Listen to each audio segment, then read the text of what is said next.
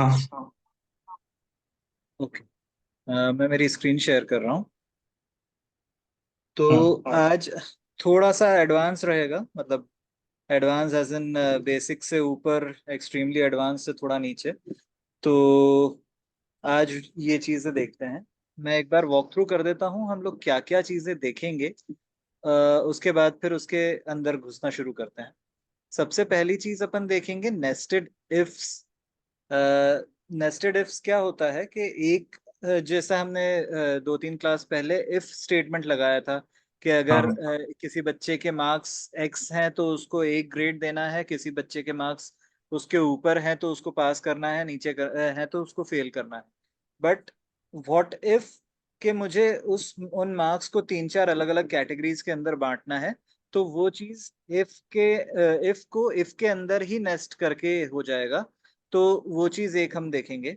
उसके बाद फिर हम काउंट, एवरेज, मैक्स, मिन जो हमने ऑटो सम फंक्शंस के अंदर देखा था उसको इफ स्टेटमेंट के साथ में, मतलब कंडीशनल अरिथमेटिक फॉर्मूलाज जो होते हैं वो देखेंगे। और उनको भी सिंगल डायमेंशन या डबल 2 डायमेंशन के अंदर किस तरीके से यूज करते हैं ये चीज देखेंगे। And then we will move on to pivot tables.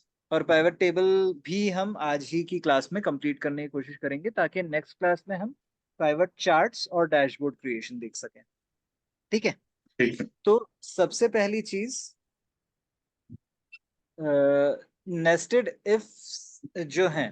अब इस चीज को यूज करने के लिए हम एक कंडीशन सोचते हैं कि सपोज कीजिए कि किसी अगर बंदे ने कोई एक चीज, मतलब ये जो टेबल है ये सिंपली ये बता रहा है कि कौन सी ऑर्डर डेट थी, कौन से रीजन का था, रिप्रेजेंटेटिव का नाम क्या था, उसने क्या चीज बेचा, कितनी यूनिट बेची, क्या पर यूनिट सेलिंग प्राइस था, उसका टोटल सेल्स वॉल्यूम कितना था, और उसका कॉस्ट ऑफ गुड्स सोल्ड कितना था।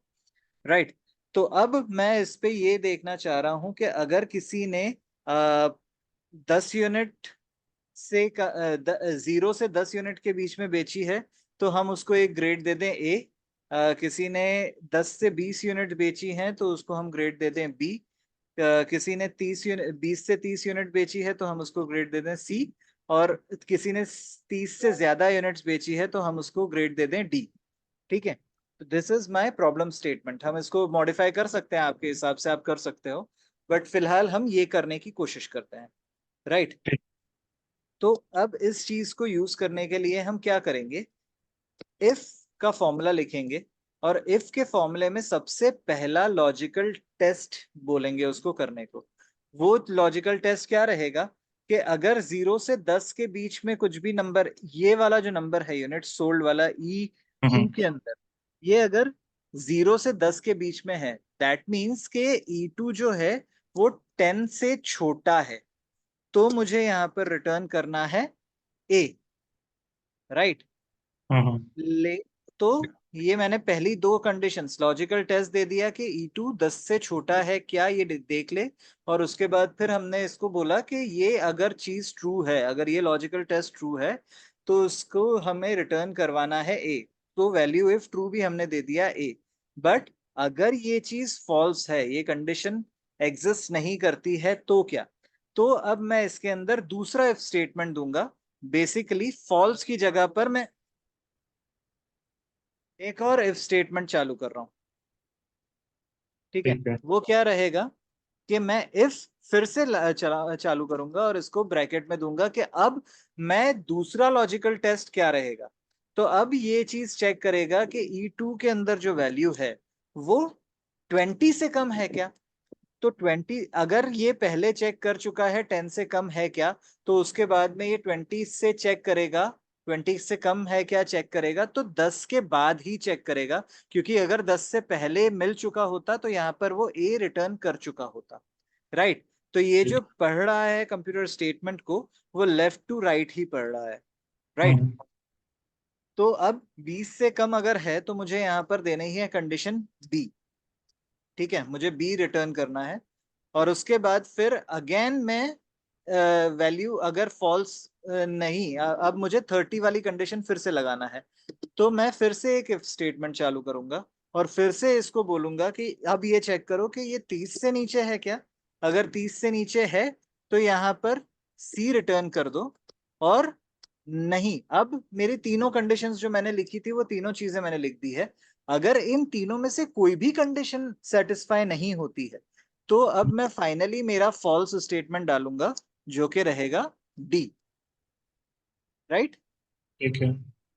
ठीक है। तो एक ही इफ स्टेटमेंट में मैंने तीन इफ स्टेटमेंट्स लगाए, और आखिरी इफ स्टेटमेंट के बाद में मैंने लगाया जो मेरा फॉल्स कंडीशन है वो। ठीक है।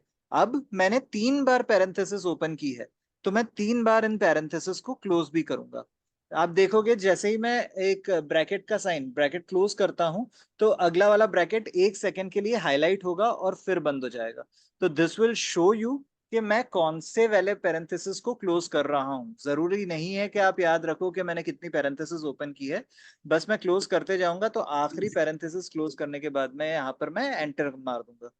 तो अब ये मुझे बता रहा है कि ये ना तो 10 से कम था, ना 20 से कम था, ना 30 से कम था, इसलिए यहाँ पर इसने रिटर्न कर दिया है डी। अब मैं इस चीज को पूरा नीचे तक ड्रैग करता हूँ। तो यहाँ पर देखिए आप, ये जो 27 यूनिट इसने बेची, तो 27 यूनिट 30 से 20 और 30 के बीच में थी। तो मेरी कंडीशन जो है थर्ड वाली वो ट्रू साबित हुई यहाँ पर। तो इसने मुझे रिटर्न कर दिया सी। सिमिलरली 10 से नीचे वालों को इसने रिटर्न कर दिया ए, 20 से नीचे वालों को रिटर्न कर दिया बी, और 30 से रिटर्न नीचे वालों को रिटर्न कर दिया C. So this is how you use an nested if statement. ठीक है। ठीक। Cool है। आप एक बार प्रैक्टिस और कर लेना तो समझ में आ जाएगा। अब हम आते हैं कंडीशनल अरिथमेटिक के ऊपर। अब कंडीशनल अरिथमेटिक क्या होता है, मैं इसको एक फिल्टर लगा के आपको समझाता हूं तो आपको ज्यादा बेटर समझ में आएगा। ठीक है। अब फिल्टर कैसे लगाते हैं, फिल्टर लगाने के लिए दो तरीके हैं। कंट्रोल शिफ्ट एल या तो साथ में दबा दीजिए, या फिर डेटा में जाइए और यहाँ पर ये फनल शेप जो है सॉर्ट एंड फिल्टर्स वाला, इसके ऊपर आप क्लिक कर दीजिए। जैसे ही आप इस पे क्लिक करेंगे तो ये जितने भी हेडर्स थे हर एक के बाजू में एक ड्रॉप डाउन एरो आ चुका है। हम्म। राइट। तो अब मैं इस पर्टिकुलर टेबल में ये चाहता हूं कि मैं यहाँ पर काउंट करूं कि सेंट्रल रीजन के अंदर कितने रिप्रेजेंटेटिव्स हैं, और उन्होंने एवरेज सेल कितनी की है, मैक्सिमम सेल कितनी की है, मिनिमम सेल कितनी की है, और टोटल सेल कितनी की। ठीक है। इस ठीक। चीज को हम फिल्टर लगा के समझते हैं। तो अब मैं सेंट्रल रीजन के बारे में बात कर रहा हूं, तो मैं सेंट्रल के ऊपर क्लिक करके ओके करूंगा। तो मेरे सेंट्रल रीजन के अंदर कितने एम्प्लॉयज या कितनी एंट्रीज है सेंट्रल रीजन की, तो वो है 24। आप राइट हैंड बॉटम कॉर्नर के ऊपर देखोगे तो यहाँ पर आपको काउंट दिख जाएगा 24 का। हम्म। राइट। तो ये काउंट है सेंट्रल रीजन का। अब मैं डायरेक्टली काउंट वाला फॉर्मूला लगाता तो ये मुझे केवल सेंट्रल रीजन का काउंट नहीं बताता, इसलिए मैंने यहाँ पर फिल्टर लगाया है, और अब मैं कंडीशनल अरिथमेटिक करूंगा। सिमिलरली हम बाकी की सारी चीजें भी देख लेते हैं और उसके बाद फिर आगे बढ़ते हैं। ठीक है। तो अब हमारा दूसरा क्राइटेरिया क्या था, हम ये देखना चाह रहे थे कि एवरेज कितने की सेल हुई है, सेल्स का एवरेज कितना हुआ है hmm. On all the days. तो अब जैसे ही मैंने सेल्स के ये सारे फिगर्स हाईलाइट किए, आप यहाँ पर अगेन नीचे देखोगे तो एक काउंट का फिगर है, एक सम का फिगर है, और एक एवरेज का फिगर है। तो हम्म। एवरेज सेल मेरी हुई है 464.12, और टोटल सेल मेरी हुई है 11139। राइट। तो अब मैं यही चीज फॉर्मूले के थ्रू डायरेक्टली टेबल में अप्लाई करने की कोशिश करता हूं ताकि मुझे डायरेक्टली रिजल्ट मिले। राइट। तो अब मैं फिल्टर हटाता हूं यहाँ से। ये तीनों फिगर्स हमको याद रहेंगे ना। 464 एवरेज है, काउंट है 24 का, और 1139 है हमारा सम। राइट। अब इसको हम फॉर्मूले के थ्रू लगाने की कोशिश करते हैं। काउंट इफ्स, काउंट इफ या काउंट इफ्स वाला फॉर्मूला जो है उसका सिंटेक्स होता है COUNTIF या IFS। दोनों फॉर्मूले हम यूज कर सकते हैं, बस उनका सिंटेक्स थोड़ा सा अलग रहता है, वो अपन बाद में देखते हैं। राइट। अब मैं काउंट इफ का फॉर्मूला लगा के जैसे ही ब्रैकेट ओपन करता हूं, ये मुझसे दो चीजें पूछता है। पहली चीज पूछता है कि रेंज क्या है, और दूसरी चीज पूछता है क्राइटेरिया क्या है। अब यहाँ पर केवल एक ही बार इसने दिया है क्योंकि मैंने इफ एक ही बार लगाया है। ये यहाँ पर अगर मैं काउंट इफ की जगह आई एफ एस करके ब्रैकेट ओपन करता तो ये मुझसे बोलता कि क्राइटेरिया रेंज पहला क्या है, उसका क्या क्राइटेरिया है, उसके बाद फिर ये पूछता दूसरा क्राइटेरिया रेंज क्या है, उसका क्या क्राइटेरिया है, and so on and so fourth. तो अभी फिलहाल मैं काउंट इफ लगा के ब्रैकेट ओपन करता हूँ। अब ब्रैकेट ओपन करने के बाद में मेरा क्राइटेरिया क्या है, मुझे रीजन काउंट करने हैं वो सारे जहां पर सेंट्रल लिखा हुआ है। तो मैंने बी कॉलम को हाईलाइट किया क्योंकि वहां पर रीजन था, फिर कॉमा लगाया। अब मैं क्राइटेरिया के अंदर इसको बोल देता हूं कि जहां सेंट्रल लिखा है वो चीज आइडेंटिफाई करो। ठीक है। अब जैसे ही मैं एंटर मारता हूं तो यहां मुझे दे देता है ये 24 का count, which is what we actually wanted. अब जैसे ही मैं इसको नीचे ड्रैग करता हूं तो ये मुझे ईस्ट का काउंट भी दे देगा और वेस्ट का काउंट भी दे देगा। ठीक है, कूल है, समझ में आ गया? ठीक है, हाँ ठीक है। राइट। अब हम आते हैं एवरेज इफ्स के ऊपर या एवरेज इफ के ऊपर। अब एवरेज इफ का फॉर्मूला भी अगेन सेम ही रहता है, एवरेज इफ, लेकिन इसके अंदर अब ये रेंज, क्राइटेरिया और एवरेज की रेंज भी मांग रहा है। राइट। तो एवरेज की रेंज करने के लिए अब मैं क्या करूंगा, सबसे पहली चीज रेंज मांग रहा है तो रेंज मेरी है बी कॉलम में और उसका क्राइटेरिया है मेरा सेंट्रल रीजन होना चाहिए। और उसके बाद ये मुझसे बोल रहा है कि अब मुझे बताओ कि एवरेज किस चीज का लेना है, क्या आपको यूनिट्स का एवरेज लेना है, सेल्स का एवरेज लेना है, कॉग्स का एवरेज लेना है, किस चीज का एवरेज लेना है। तो मैं सेल्स का कॉलम सिलेक्ट कर लेता हूं और इसको दे देता हूं एंटर। तो मेरा एवरेज जो था 464.1279 वो यहां पर आ गया। राइट। अब अगेन मैं इसी फॉर्मूले को नीचे की साइड ड्रैग करूंगा तो मुझे हर एक रीजन का एवरेज सेल्स का अमाउंट मिल जाएगा। ठीक है। सेम चीज यहां पर आप मैक्सिफ के लिए भी कर सकते हो और मिनिफ के लिए भी कर सकते हो। एक बार सिंटेक्स देख लेते हैं, उसके बाद आप लगाने की आपके मन से कोशिश कर लेना। ठीक है। तो ठीक। Max I F S, max ifs ही एक स्टेटमेंट रहता है, मैक्स इफ करके कोई स्टेटमेंट नहीं रहता है। तो मैक्स इफ्स करके मैं ब्रैकेट ओपन करता हूं। जैसे ही मैं ब्रैकेट ओपन करता हूं तो अगेन ये मुझसे अब तीन चीजें जो पूछ रहा है, या तीन के बाद में और भी चीजें पूछेगा, तो ये मुझसे सबसे पहली चीज ये बोल रहा है कि अब मुझे पहले बताओ कि मैक्स की रेंज क्या है। ठीक है। मैं अभी फिलहाल के लिए इसको हटाता हूं। और एवरेज के ऊपर जब हमने हमने फॉर्मूला लगाया था तब एवरेज के अंदर इसने एवरेज की रेंज सबसे आखिरी में मांगी थी। ठीक है। एवरेज इफ जब हमने लगाया था तब एवरेज की रेंज लास्ट में मांगी थी। लेकिन जब मैं आई एफ एस वाले फॉर्मूलेज यूज करता हूं, जैसे max I F S max ifs, जब मैं फॉर्मूला यूज करता हूं तो ये मुझसे मैक्स की रेंज सबसे पहले मांग लेता है। तो इस पर्टिकुलर केस में मैं क्या करूंगा, जी कॉलम को सबसे पहले सिलेक्ट करूंगा क्योंकि मुझे उसी के अंदर से मैक्सिमम वैल्यू मिलेगी। राइट। और अब आगे जाके ये मुझसे क्राइटेरिया का रेंज मांगेगा और क्राइटेरिया मांगेगा। क्राइटेरिया का रेंज अगेन वही है मेरा कॉलम बी, और क्राइटेरिया क्या है मेरा सेंट्रल। तो मुझे मैक्सिमम सेल्स निकालनी है सेंट्रल रीजन के अंदर। राइट। तो दिस इज द फॉर्मूला। मैं एंटर मारता हूं तो सेंट्रल रीजन की मैक्सिमम सेल्स 1879 है। इसको चेक करें हम एक बार। तो सेंट्रल रीजन, हम ये दोनों रीजन हटा देते हैं, और सेंट्रल रीजन के अंदर मैक्सिमम सेल्स जो है वो 1879 है, बाकी सारी उससे नीचे है। तो हमारा जो फॉर्मूला था उसने सही काम किया है। राइट। ठीक। हाँ। ठीक है। अब मिन इफ्स का भी फॉर्मूला सिंटेक्स सेम ही रहेगा, आप एक बार खुद से लगा के देखना। ठीक है। ठीक। अभी हम डायरेक्टली टोटल के ऊपर आते हैं। राइट। टोटल करने के लिए again total is basically some, और सम के अंदर भी आई एफ और आई एफ एस दोनों चीजें मौजूद है। सम इफ करेंगे हम, तो सम इफ करके ब्रैकेट ओपन करेंगे तो अगेन इफ के केस में पहले रेंज, फिर क्राइटेरिया और आखिरी में सम रेंज। और जैसे ही मैं इसको आई एफ एस कर देता हूं और ब्रैकेट ओपन करता हूं तो पहले सम रेंज मांगेगा ये और उसके बाद क्राइटेरिया रेंज और क्राइटेरिया मांगेगा। ठीक है। तो सम इफ करके ब्रैकेट ओपन किया, हमारी रेंज है अगेन बी कॉलम, उसका क्राइटेरिया है जो के 3 में लिखा हुआ है, और सम रेंज है मेरा मेरा जी कॉलम में। एंटर। तो हमने पहले भी देखा था, जो हमारा सम था सेंट्रल रीजन के लिए वो था 1139। इसको अगेन नीचे हम ड्रैग करेंगे तो बाकी दोनों के भी हमको सम मिल जाएंगे। ठीक कूल है। है? हाँ राइट। तो this is how we use conditional mathematical formulas. Right. अब सेम चीज आप यूज करके देखना। किस चीज के लिए? Total unit sold by a representative, total sales और टोटल कॉग्स, ये चीज फाइंड आउट करने के लिए। मैं टोटल यूनिट सोल्ड निकाल के एक बार दिखा देता हूं, सेम फॉर्मूला बाकी सब में भी यूज होगा, वो आप एक बार यूज करके देख लेना। ठीक है।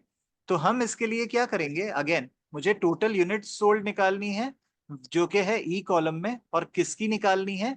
रिप्रेजेंटेटिव एंड्रयू होना चाहिए।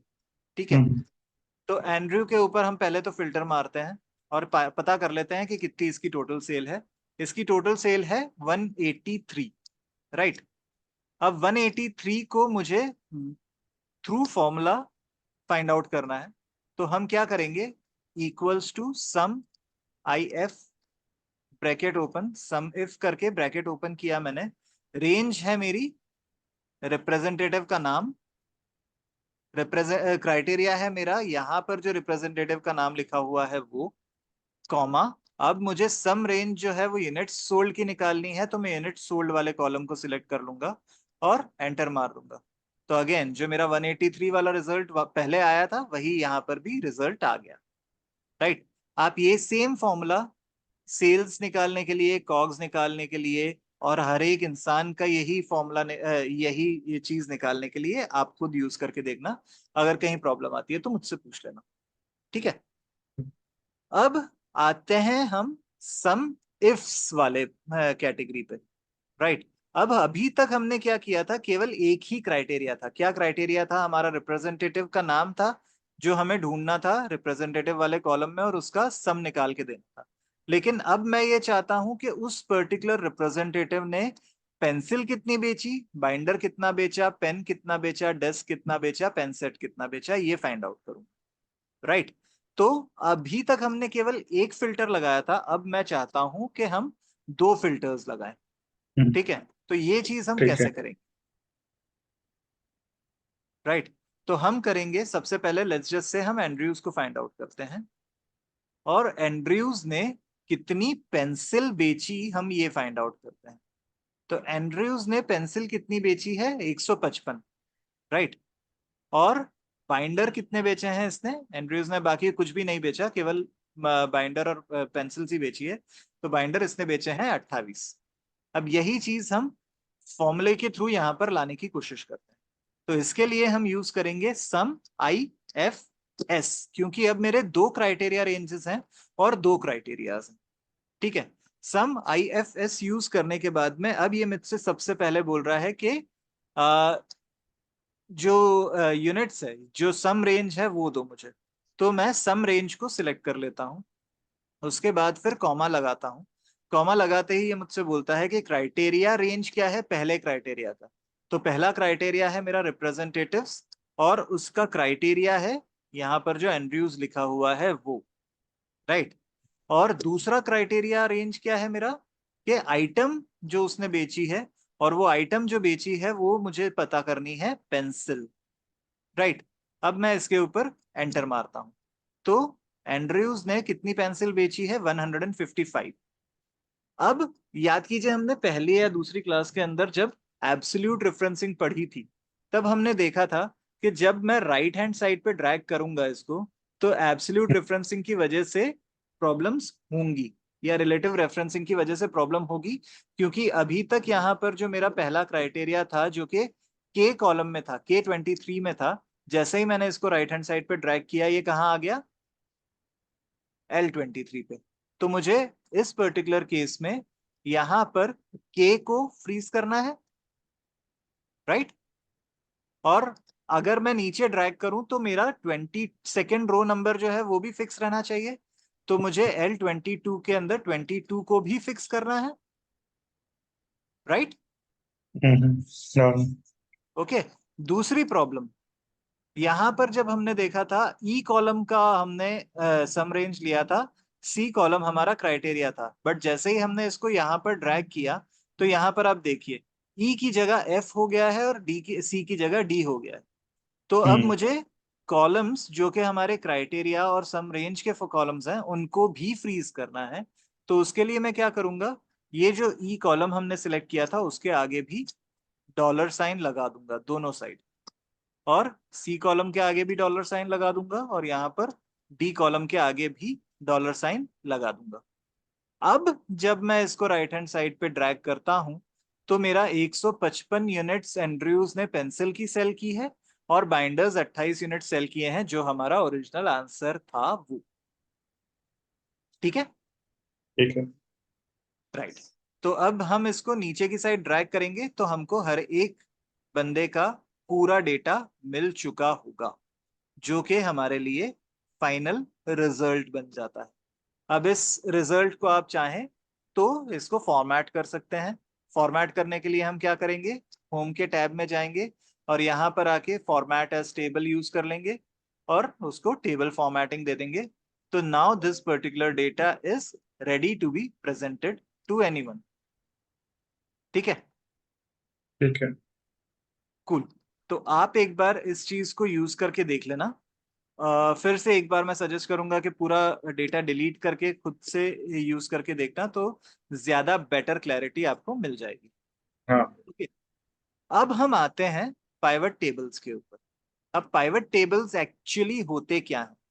जो फॉर्मूले हमने यहाँ पर एक एक करके लगाए वो सारे के सारे फॉर्मूले अर्थमेटिकल फॉर्मूलेस थे, और वो सारे अर्थमेटिकल फॉर्मूलेस को हम डायरेक्टली पाइवटाइज करके एक रिप्रेजेंटेटिव टेबल बना के दे सकते हैं within a few seconds. That is why we use pivoting, right. तो अब पाइवटिंग के अंदर करते क्या है हम? सबसे पहली चीज हमारा एक टेबल होता है और उस टेबल के थ्रू हम कुछ अलग अलग रिप्रेजेंटेशंस फाइंड आउट करते हैं। नाउ फॉर एग्जांपल, मुझे ये फाइंड आउट करना है कि इस पर्टिकुलर टेबल में कौन कौन से रिप्रेजेंटेटिव्स ने कितने कितने दिन सेल की, which is this particular table. Andrews ने 4 दिन सेल की, या 4 एंट्रीज हैं उस पर्टिकुलर बंदे की। गिल ने 5 दिन सेल की, and so on and so fourth. तो उसके लिए पाइवट टेबल बनाने का सीधा सिंपल 3 स्टेप प्रोसेस ये है कि आप जिस टेबल का पाइवट बनाना चाहते हैं उस टेबल के किसी भी पोर्शन के अंदर आपका माउस का कर्सर रख दीजिए या उस पर्टिकुलर सेल को हाईलाइट कर दीजिए, और उसके बाद में आप जाइए इंसर्ट पे। इंसर्ट वाले रिबन के अंदर आप यहाँ पर सबसे लेफ्ट हैंड साइड पे देखेंगे पाइवट टेबल्स लिखा हुआ होगा। जैसे ही आप इसके ऊपर क्लिक करते हैं आपको ये सेकंड एक स्क्रीन खुल जाती है, जिसके अंदर ये आपसे डायरेक्टली आप ये देखेंगे, जैसे ही मैंने उसके ऊपर क्लिक किया ये मेरा पूरा टेबल जो है हाईलाइट हो चुका है। ये मूविंग एंड स्ट्रक्चर यहाँ पर दिखना शुरू हो गया है। और यही सेम चीज यहाँ पर लिखी हुई भी आ रही है कि जो टेबल रेंज है आपकी वो A1 से H44 तक की है या नहीं है, ये आप खुद भी सिलेक्ट कर सकते हो। अगर आपको चाहिए कि नहीं आप पूरे टेबल का पाइवट नहीं बनाना चाहते हो तो यहाँ जाके आप उस टेबल की रेंज को भी चेंज कर सकते हो, राइट। दूसरी चीज उसके नीचे आती है कि आपको इस पर्टिकुलर टेबल का पाइवट जो है वो कहाँ बनाना है। आपको इसी सेम शीट में बनाना है या किसी दूसरी शीट में बनाना है? तो अभी फिलहाल के लिए मुझे इसी शीट में बनाना है, तो मैं एग्जिस्टिंग वर्कशीट के ऊपर क्लिक करूंगा। और एग्जिस्टिंग वर्कशीट पे क्लिक करने के बाद ये मुझसे बोलेगा कि लोकेशन क्या है आपकी, कहाँ पर आपको इसको बना के देना है। तो मैं इसके ऊपर क्लिक करके लेट्स जस्ट से मैं N1 सेल के ऊपर इस पाइवट को बनाना चाहता हूँ। ओके, अब मैं ओके पे क्लिक कर दूंगा। ये सारी चीजें मैंने दे दी, मैं इसके ऊपर ओके पे क्लिक करूंगा तो आप ये देखेंगे कि एक नया पॉपअप अपीयर होता है। ये हो सकता है कि राइट हैंड साइड पे कहीं पर हो या हो सकता है बीच में आए, अगर आपने कभी ओपन किया होगा इसको तो। ठीक है, अब मेरा काम क्या है, अब मुझे ये फाइंड आउट करना है कि मेरे रिप्रेजेंटेटिव्स का काउंट क्या है। तो उसके लिए मैं क्या करूंगा, सिंपली ये जो रिप्रेजेंटेटिव वाला कॉलम दिख रहा है इसमें एक पाइवट टेबल बनाने के लिए हमको 4 चीजें देनी पड़ती है। एक फिल्टर्स, एक कॉलम्स, एक वैल्यूज और एक रोज। बट ये जरूरी नहीं है कि हमको चारों ही चीजें देनी पड़े, ठीक है। अभी मुझे रिप्रेजेंटेटिव का काउंट चाहिए, तो मैं सबसे पहला काम ये करता हूं कि रोज में रिप्रेजेंटेटिव्स को डाल देता हूं, राइट। अब जैसे ही मैं रोज के अंदर रिप्रेजेंटेटिव को डालता हूं, आप यहां पर देखिए कि यूनिक रिप्रेजेंटेटिव्स जो हैं वो यहां पर आ चुके हैं। अब यही सेम रिप्रेजेंटेटिव्स को अगर मैं ड्रैग करके वैल्यूज के अंदर डालूंगा, तो ये मुझे फाइनल रिजल्ट भी दे देगा कि एंड्रयूज 4 बार आया है। यहां पर ये डायरेक्टली बोल रहा है कि काउंट ऑफ रिप्रेजेंटेटिव्स कितना है, तो एंड्रयूज 4 बार आया है, गिल 5 बार आया है। सो बेसिकली जो टेबल हमारा पहले था वही टेबल यहाँ पर रिपीट हो चुका है, राइट। ठीक है। ठीक है। अब हम आते हैं कि ये जो हमने पहले टेबल बनाया था उसके अंदर नीचे ग्रैंड टोटल नहीं था, यहाँ पर ग्रैंड टोटल है। अब और दूसरी चीज, ये रिप्रेजेंटेटिव्स का जो नाम है, मुझे काउंट ऑफ रिप्रेजेंटेटिव की जगह केवल काउंट चाहिए। तो मैं इसके ऊपर सिंपली डबल क्लिक करूंगा काउंट ऑफ रिप्रेजेंटेटिव के ऊपर, तो यहाँ पर आप देखेंगे वैल्यू फील्ड सेटिंग्स ओपन हो चुकी है। वैल्यू फील्ड सेटिंग में आप यहाँ पर कस्टम नेम दे सकते हैं। तो अब कस्टम नेम देने के लिए आप सिंपली यहाँ पर टाइप कर दीजिए CNT काउंट और ओके कर दीजिए, तो ये मेरा कॉलम का नाम चेंज हो जाएगा, ठीक है। दूसरी चीज, मैं इसी टेबल के ऊपर जब मैं इस पाइवट के ऊपर रहता हूं, तब आप यहां पर देखेंगे पाइवट टेबल एनालाइज और डिजाइन, ये दो टैब्स या दो हेडर्स अलग से पॉपअप हो जाते हैं। कहीं बाहर रहता हूं तो ये चीज नहीं दिखती है, लेकिन जैसे ही मैं पाइवट टेबल में जाता हूं ये दो चीजें अपीयर हो जाती है, ठीक है। मैं डिजाइन के ऊपर क्लिक करता हूं, तो डिजाइन में जाते ही यहाँ लेफ्ट हैंड साइड पे आप देखेंगे सब टोटल, ग्रैंड टोटल, और ये बहुत सारे ड्रॉप डाउन्स हैं। उसके बाद में उनकी फॉर्मेटिंग किस टाइप से करनी है वो है, आपको बैंडेड रोज चाहिए, बैंडेड कॉलम्स चाहिए, क्या चाहिए, आप उस टाइप से इसकी फॉर्मेटिंग कर सकते हैं। अब फिलहाल के लिए मुझे यहाँ पर ग्रैंड टोटल हटाना है, तो मैं ग्रैंड टोटल्स वाले ड्रॉप डाउन के ऊपर जाता हूँ और यहाँ पर मैं बोल देता हूँ off for rows and columns, on for rows and columns, on for rows only, on for columns only. अभी मुझे क्या करना है, हटा देना है, ऑफ कर देना है, तो मैं ऑफ के ऊपर क्लिक कर देता हूँ, तो ये मेरा गायब हो गया। सिमिलरली मैं यहाँ पर जाके बैंडेड रोज के ऊपर क्लिक करता हूँ, तो मेरी फॉर्मेटिंग भी चेंज हो जाएगी, ठीक है। ठीक है। ओके। अब ये वाला जो रिप्रेजेंटेशन हमने लास्ट में बनाया था, which was this particular representation के हर एक रिप्रेजेंटेटिव ने कितना कितना क्या क्या चीजें बेची, ये भी मैं पाइवट टेबल से डायरेक्टली बना सकता हूँ।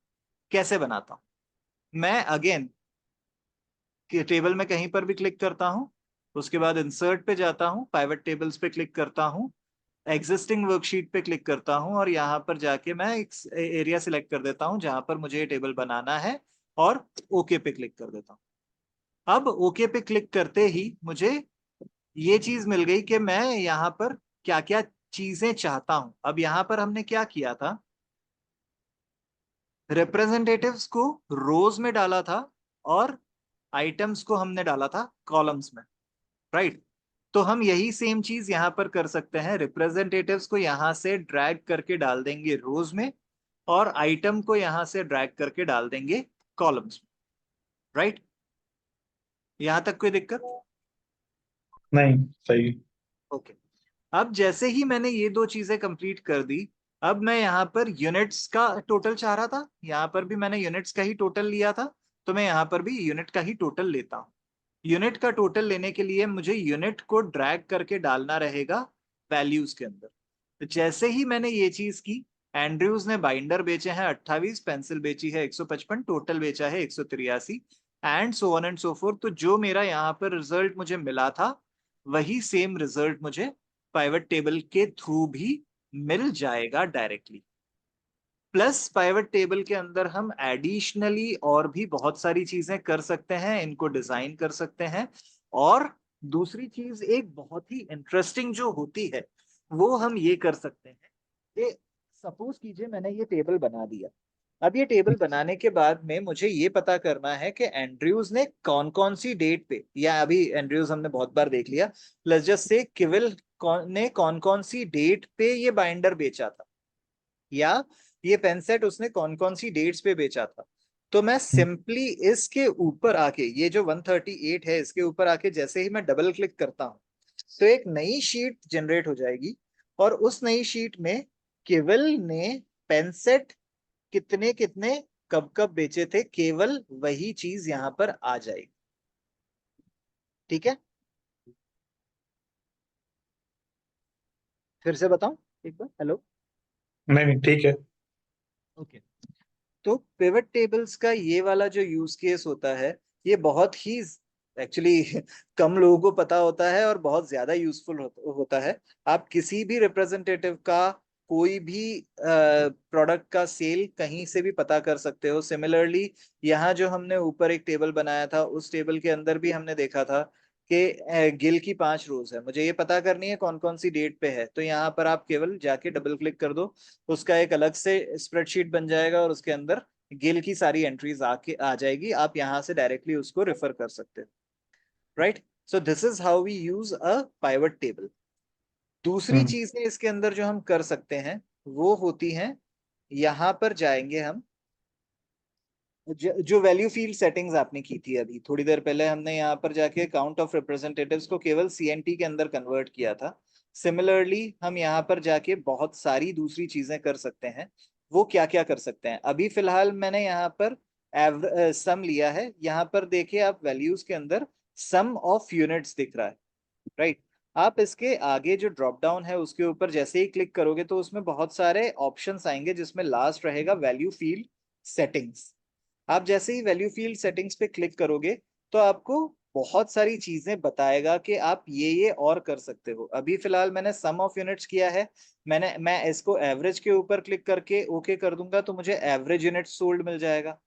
सिमिलरली मैं यहाँ पर जाके मैक्सिमम पे क्लिक करके ओके करूंगा तो मैक्सिमम यूनिट सोल्ड मिल जाएगा।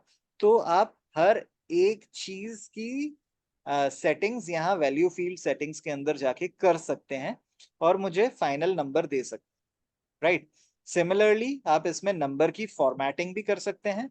अभी तो फिलहाल यहाँ पर सम है, बट जैसे ही मैं एवरेज लेता हूँ तो यहाँ पर मैं नंबर फॉर्मेट के अंदर जाके इसको बोल सकता हूँ कि भाई जो नंबर की फॉर्मेटिंग करो जिसके अंदर केवल एक ही डेसिमल प्लेस रहना चाहिए या दो ही डेसिमल प्लेस रहना चाहिए, और मैं ओके पे क्लिक करता हूँ। ओके, तो यहाँ पर मुझे हर एक नंबर के बाद में एक डेसिमल और डेसिमल के बाद में दो डेसिमल की प्लेसेस भी मिल जाएंगी। राइट, सो दिस ठीक इज है। How you play around with pivot tables. दोनों चीजों से रिजल्ट सेम आता है, बट दोनों चीजों के अपने अपने लिमिटेशंस हैं। पाइवट टेबल पूरे टेबल को एनालाइज करके फाइनल समरी देता है। हम कंडीशनल, और ये जो है ये केवल 2 डायमेंशनल ही हो सकता है, मैंने दो जो सेटिंग्स की हैं उसके अंदर से ही ये रिजल्ट देगा।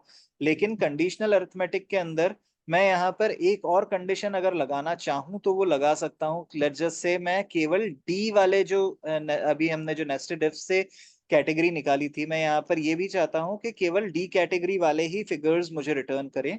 तो मैं इस पे कॉमा क्लिक हिट करके आ, ये वाला कॉलम सेलेक्ट करता हूँ और इसको बोल देता हूँ डी। राइट, ये चीज मैं पाइवट टेबल के अंदर नहीं कर सकता था, तो अभी तक जो 155 आपको दिख रहा था ये 141 हो जाएगा।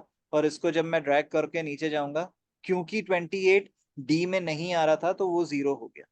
ये चीज आप पाइवट टेबल के अंदर डायरेक्टली नहीं कर पाओगे, आपको यहाँ पर फिल्टर्स लगाने पड़ेंगे।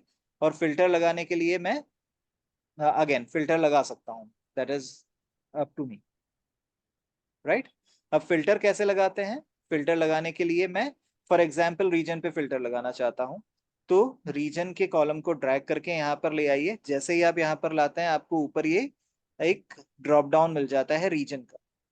इस ड्रॉप डाउन के ऊपर आप क्लिक करके सिलेक्ट मल्टीपल ऑप्शंस पे जाके केवल सेंट्रल एडजस्ट से सिलेक्ट करते हैं तो आपको केवल सेंट्रल लेवल के मिल जाएंगे। सेंट्रल और ईस्ट जोन के करना चाहते हैं तो इन दोनों रीजन्स के मिल जाएंगे, और अगर सिलेक्ट ऑल करते हैं तो सारे रीजन्स के आपको मिल जाएंगे। ठीक है, पाइवट टेबल समझ में आ गया? ठीक है। हाँ। Cool. तो आप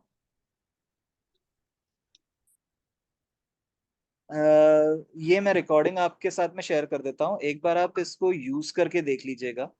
हाँ कहीं पर भी आपको प्रॉब्लम आती है, आई होप मैंने समझाया अच्छे से है, बट अगर उसके बाद भी आपको कोई प्रॉब्लम आती है, रिकॉर्डिंग देख के भी कोई चीज समझ में नहीं आती है, तो आप इमिजिएटली मुझे मैसेज कर दीजिएगा। मैं आपको उसके ऊपर भी रिवर्ट कर दूंगा, या फिर नेक्स्ट क्लास जो हमारी फ्राइडे को होने वाली है उसमें भी आप पूछ सकते हो।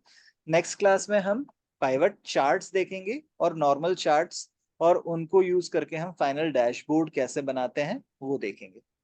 ठीक है। ठीक है। कूल है, चलिए बाय, टेक केयर, ओके। मैं स्टॉप कर रहा हूँ इसको, है ना। हाँ ठीक है। Thank you. चलिए, ओके बाय।